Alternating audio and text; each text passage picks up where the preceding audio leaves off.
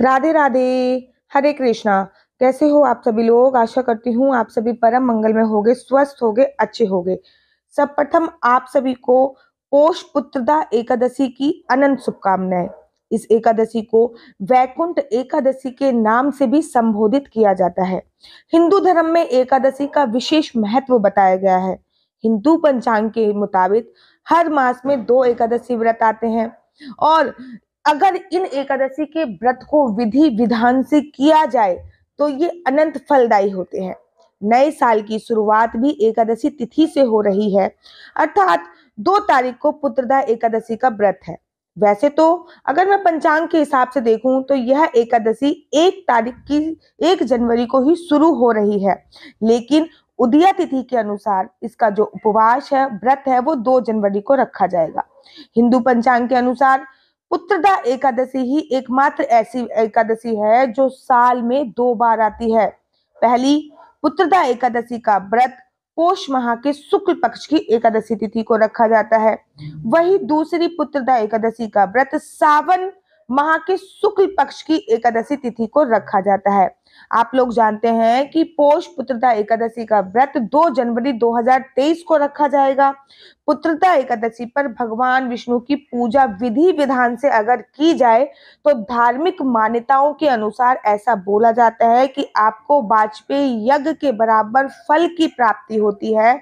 और ये भी बोला जाता है कि जिन लोगों की संतान नहीं है उन लोगों को यह व्रत अवश्य और अवश्य रखना चाहिए, क्योंकि इस एकादशी का नाम ही पुत्रदा एकादशी है। इसलिए इस एकादशी का व्रत रखने मात्र से विष्णु भगवान की और माँ लक्ष्मी की असीम कृपा होती है और आपके घर में योग्य संतान की उत्पत्ति होती है। इसलिए जिस भी स्त्री या पुरुष के संतान नहीं हो रही है वो जोड़े से या फिर केवल महिला या फिर केवल पुरुष अगर पूर्ण श्रद्धा भाव से इस व्रत को रखता है तो उनको संतान योग्य संतान की प्राप्ति होती है। देखिए, मैं हमेशा बोलती हूँ कि जो एकादशी का व्रत होता है वो एक दिन का नहीं होता है। एकादशी का व्रत त्रिदिवसीय व्रत की श्रेणी में आता है, अर्थात 3 दिन की व्रत की श्रेणी में आता है। एक दिन पहले एकादशी से एक दिन पहले 10वीं तिथि की रात्रि को आपको किसी भी प्रकार का लहसुन, प्याज, मांस, मदिरा का सेवन नहीं करना है। संपूर्णतः ब्रह्मचर्य का पालन करना है। किसी भी प्रकार की काम वासना कीड़ा नहीं करनी है। ये 10वीं तिथि की रात्रि के नियम मैं आपको बता रही हूँ। और साथ ही के साथ आपको अगर भोजन करना है, वैसे तो 10वीं तिथि को एक समय पे भोजन करने का प्रावधान शास्त्रों में बताया गया है, लेकिन अगर आपको भोजन करना ही है तो आप सूर्य अस्त से पहले भोजन कीजिए। भोजन में किसी भी प्रकार का चावल, लहसुन, प्याज, मांस, मदिरा का उपयोग बिल्कुल भी मत कीजिए। उसके बाद एकादशी वाले दिन सुबह सुबह ब्रह्म मुहूर्त में आपको उठना है। ब्रह्म मुहूर्त में उठने के बाद सबसे पहले जल में आप गंगा जल, यमुना जल, नर्मदा मैया का जल, अर्थात सप्त देव नदियों में से जो भी नदियां हैं उनमें से किसी का भी जल मिला सकते हैं। अगर आपको पास सप्त देव नदियों में से किसी भी का जल मौजूद नहीं है तो आप आंवले का रस मिला सकते हैं। आंवले का रस भी उपलब्ध नहीं है तो आप नींबू का रस मिला सकते हैं। नींबू का रस भी उपलब्ध नहीं है तो फिर आप दूध की कुछ बूंदें डालकर या फिर हल्दी की कुछ बूंदें डाल के स्नान कर सकते हैं। एकादशी के व्रत में बड़े सारे लोगों का ये प्रश्न होता है कि दीदी बाल धोने चाहिए, नहीं धोने चाहिए। तो एकादशी का जो व्रत होता है या फिर कोई भी व्रत होता है उसमें संपूर्ण शरीर की शुद्धि बहुत ज्यादा जरूरी होती है। और संपूर्ण शरीर की शुद्धि में हेयर वॉश अर्थात बाल धोने का प्रावधान होता है, लेकिन शास्त्र कहते हैं कि आपको किसी भी प्रकार के बाल केमिकल युक्त साबुन से नहीं धोने। एकादशी के व्रत में साबुन का, शैम्पू का, फेस वॉश का उपयोग नहीं किया जाता है। एकादशी के व्रत में सादे पानी से बाल धोने का प्रावधान शास्त्रों में बताया गया है। साथ ही के साथ ये भी बताया गया है कि एकादशी के व्रत में आपको सबसे पहले सर्वप्रथम उठ के मल त्याग करना चाहिए, अर्थात पोटी करनी चाहिए और पेट साफ होना बहुत जरूरी है, क्योंकि आंतरिक शुद्धि भी बहुत ज्यादा जरूरी है। उसके बाद आपको दातुन आप कर सकते हो और दातुन जरूर करना चाहिए। और दातुन के बाद कम से कम जो आप पानी मुंह में रह के कुल्ला कर रहे हो उसकी अवधि 12 बार होनी चाहिए, तभी मुंह की शुद्धि मानी जाती है। तत्पश्चात आपको स्नान करना है और स्नान करने से आपको साबुन का उपयोग नहीं करना है। बाल धोने हैं लेकिन शैम्पू का उपयोग नहीं करना है। स्नान करने के तत्पश्चात आपको साफ सुथरे कपड़े पहनने हैं। किसी भी प्रकार के पुराने कपड़ों का चयन नहीं करना। पुराने इन द सेंस जो गंदे हों और जो धुले हुए ना हो।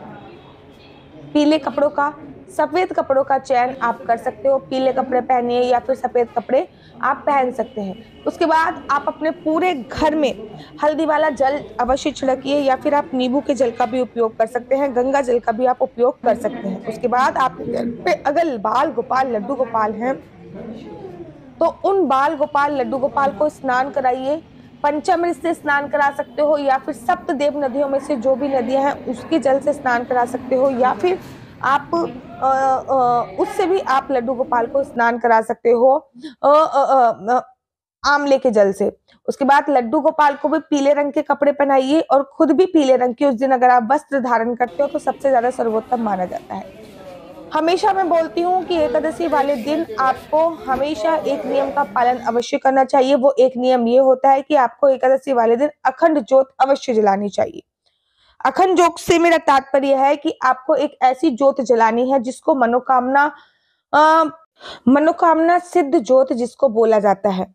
एकादशी के व्रत में संकल्प लेना बहुत ज्यादा जरूरी होता है। कोई भी व्रत आप करोगे उसमें संकल्प की अपनी एक अलग विशेषता होती है। ठीक इसी प्रकार से एकादशी का जो व्रत होता है उसमें आपको संकल्प लेना चाहिए। आपको अपने हाथ पर थोड़े से आपको 1 रुपया रखना है, पुष्प रखना है, थोड़ा सा 1 या 2 का सिक्का रखना है। उसके बाद आपको संकल्प लेना है। सबसे पहले आपको बोलना है श्री विष्णु श्री विष्णु श्री विष्णु। उसके तत्पश्चात आपका अपना नाम, आपका गोत्र, परिवार का नाम इत्यादि चीजों का आपको बोलना है। और उसके तत्पश्चात आपको ये जल जो आपके पास लोटा रखा हुआ है सूर्य देवता को जल देने के लिए उस लोटे में डाल देना होता है ये सारा सामग्री। उसके तत्पश्चात आपको एकादशी वाले व्रत की कथा जरूर पढ़नी चाहिए। देखिए अगर आप व्रत रख सकते हैं तब तो सर्वोत्तम है। अगर आप व्रत नहीं रख सकते हैं तो आपको एकादशी के व्रत की कथा अवश्य पढ़नी चाहिए। कथा को पढ़ने के तत्पश्चात आपको जो जल आपको सूर्य भगवान को समर्पित करना है उस जल की पूरी छींटे थोड़ा थोड़ा घर पे भी आप लोग छिड़किए। सूर्य भगवान को समर्पित करने के तत्पश्चात थोड़ा सा घर पे भी छिड़कना चाहिए। उसके बाद पूरे दिन किसी की निंदा चुगली इत्यादि नहीं करनी चाहिए। इस बात का आपको ध्यान रखना है। पूरे दिन आपको विष्णु सहस्त्र नाम का पाठ करना है या फिर ओम नमो भगवते वासुदेवाय का भी जाप कर सकते हैं। साथ ही के साथ इस बात का ध्यान रखना है कि आप महामंत्र का भी जाप कर सकते हैं। एकादशी के व्रत में 1 पहर की पूजा का अर्थात रात्रि में जो 4 पहर होते हैं उसमें कम से कम 1 पहर तक पूजा का प्रावधान है। अर्थात 10:30 बजे तक या 12 बजे तक पूजा अवश्य करनी चाहिए। वैसे तो पूरी रात अगर आप जागरण कर सकते हैं तो सबसे ज्यादा सर्वोत्तम है। अगर आप पूरी रात जागरण नहीं कर सकते तो कम से कम 1 पहर की पूजा आपको अवश्य और अवश्य करनी चाहिए। और उसके साथ ही के साथ आपको एकादशी व्रत वाले दिन तुलसी की परिक्रमा करने का विशेष प्रावधान है। तुलसी की आपको 4 परिक्रमा करनी चाहिए। साथ ही के साथ तुलसी पे दीप भी प्रज्वलित करना चाहिए। उसके साथ साथ घर के मुख्य द्वार पे भी दीप प्रज्वलित करना चाहिए। इस एकादशी का नाम वैकुंठ एकादशी है और इसको व्रत रखने से पुनरपि जन्म पुनरपि मरणम अर्थात बार बार जन्म लेने की और बार बार मरने की जो प्रतिक्रिया है वो समाप्त हो जाती है।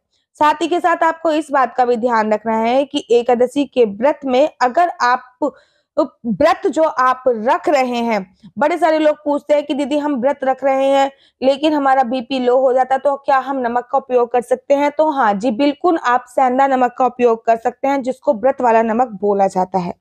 एकादशी के व्रत में अगर आप हो सके तो निराहार रहिए। निराहार नहीं रह सकते तो गाय का दूध पीकर आप एकादशी का व्रत रखिए। गाय का दूध पीकर आप एकादशी का व्रत नहीं रह सकते तो फिर आप फलाहार से एकादशी का व्रत रखिए। और महाराज फलाहार से भी एकादशी का व्रत नहीं रखा जा रहा तो आप कुट्टू के आटे की पूरी बनाकर और साथ ही के साथ आलू बनाकर भी खा सकते हैं। तो इस प्रकार से आपको एकादशी का व्रत रखना होता है। और एकादशी के व्रत के बाद आपको पारायण करना बहुत ज्यादा जरूरी होता है। पारायण की क्या विधि है वो मैं आप लोगों को बताती हूँ। एकादशी का जब भी व्रत होता है तो उसके अगले दिन व्रत का पारायण होता है। व्रत के पारायण से मेरा तात्पर्य है कि अगले दिन व्रत खोला जाता है और उसका एक पर्टिकुलर समय होता है। जैसे कि वैकुंठ एकादशी का व्रत है वो 7:30 बजे से लेकर 9:30 बजे तक खोला जाएगा। आप व्रत का पारायण करने से पहले आपको नहाना है, स्नान करना है। स्नान करने के तत्पश्चात आपको अच्छे स्वस्थ कपड़े पहने हैं और उसके बाद आपको खाना बनाना है। और खाना बनाने के तत्पश्चात आपको लड्डू गोपाल को सबसे पहले आप स्नान लड्डू गोपाल को करा लीजिए और उनके बाद उनको भोग प्रसाद लगाइए और सबसे पहले किसी और को खिलाकर ही भोजन करना है। कोई और अगर खाने वाला घर पे ना हो, जैसे कि कोई ब्राह्मण मतलब नहीं आ सकता, तो आप सूखा भोजन भी उसको दे सकते हैं। साथ ही के साथ एकादशी व्रत का जो पारायण है वो लड्डू गोपाल के चरनामृत से भी किया जा सकता है। अगर आपके घर पे बाल गोपाल, लड्डू गोपाल नहीं है, तो आप खिचड़ी बना के या फिर खीर बना के और मंदिर में रख के उसको भगवान को समर्पित करके, मानसिक समर्पित करके आप उस व्रत का पारायण अवश्य और अवश्य कीजिए। कहते हैं एकादशी का व्रत का पारायण का अपना एक विशेष महत्व होता है और एकादशी का व्रत तभी संपूर्ण होता है जब हम पूरी विधि विधान से व्रत का पारायण करें। तो ये मैंने आपको पूरी बताई है कि एकादशी का व्रत कैसे रखना चाहिए और एकादशी, वैकुंठ एकादशी का व्रत आपको कैसे रखना है। आशा करती हूँ कि आपको मेरी वीडियो अच्छी लगती होगी। अगर आपको मेरी वीडियो अच्छी लगती है तो आप अपना यूट्यूब चैनल आप अपना यूट्यूब चैनल हरि बोल को लाइक शेयर सब्सक्राइब करना बिल्कुल भी मत भूलिए। तब तक के लिए मुझे दीजिए इजाजत। राधे राधे, हरे कृष्णा, हरि बोल।